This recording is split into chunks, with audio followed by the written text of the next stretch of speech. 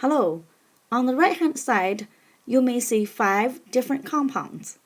They can all be categorized as either acid or base. By the end of this 5-minute video, my hope is you could categorize them easily.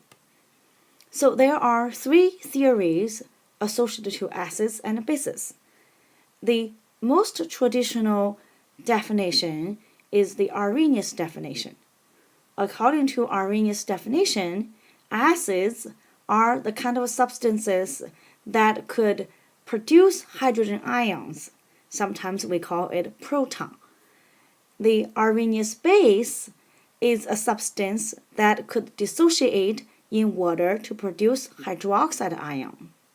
So these are very traditional definition of acid and base, and also set a great foundation for us to understand acid and base. However, there is limitation associated to this definition. For instance, if you look at the third compound on the right, ammonia, and when ammonia dissolves in water, the solution is basic. pH is greater than 7. However, according to Arrhenius definition, it's not a base. So, Bronsted-Lowry definition is broader. The definition is based on proton transfer or hydrogen ion transfer. So, according to Bronsted-Lowry definition, acids are proton donors and bases are proton acceptors. And therefore, by defining acids and base as either proton donors or proton acceptors, the definition of acid and base are dramatically broadened.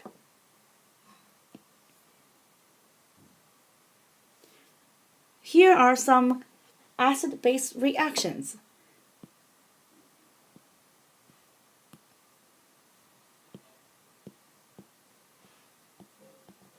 Generally speaking, if this is an acid, this acid could react with water, and proton can be transferred from this generic acid to water, generating the hydronium ion and the conjugate base A-. Here, this general acid, after transfer a proton to water, turns into its conjugate base. And we call them a conjugate acid-base pair. In this reaction, water acts as base. It is a proton acceptor, and once it accepts the proton, it turns into conjugate acid. So water and hydronium ion are a pair of conjugate base and acid pair. In Bronsted-Lowry acid-base reaction, and it often is the case, acid and base react, generating the corresponding conjugate base and conjugate acid. And Bronsted-Lowry definition is definitely a broader definition. All the Arrhenius acids are Bronsted-Lowry acids, and all the Arrhenius bases are Bronsted-Lowry bases. Often when we talk about the strength of an acid, and we are typically referred to Bronsted-Lowry acid and Bronsted-Lowry base, because this is a well-recognized definition of acid-base. The third definition is Lewis definition. This definition is based on electron pair transfer. According to Lewis definition, if a compound is an electron pair acceptor, it is a Lewis acid. If a compound is an electron pair donor, it is a Lewis base.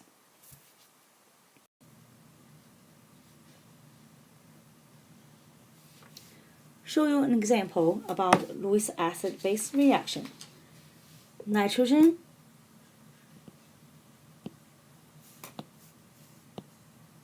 bond with 3 hydrogens. That's an ammonia with a lone pair bonded to nitrogen. It could react with boron trifluoride. Boron is group 3 element, has only 3 valence. The lone pair could be shared between nitrogen and boron and form a nitrogen-boron sigma bond. Under these circumstances, the boron would have a negative formal charge, the nitrogen would have a positive formal charge. And this is a Lewis acid-base reaction. Under these circumstances, boron trifluoride is an electron pair acceptor, which is a Lewis acid, or also referred to as an electrophile.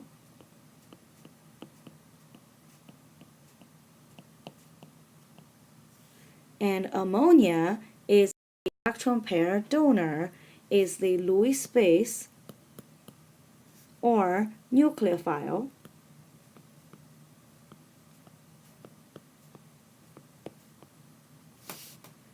So the Lewis acid-base definition is even broader, and all the Bronsted-Lowry acids are Lewis acids, and all the Bronsted-Lowry bases are Lewis bases.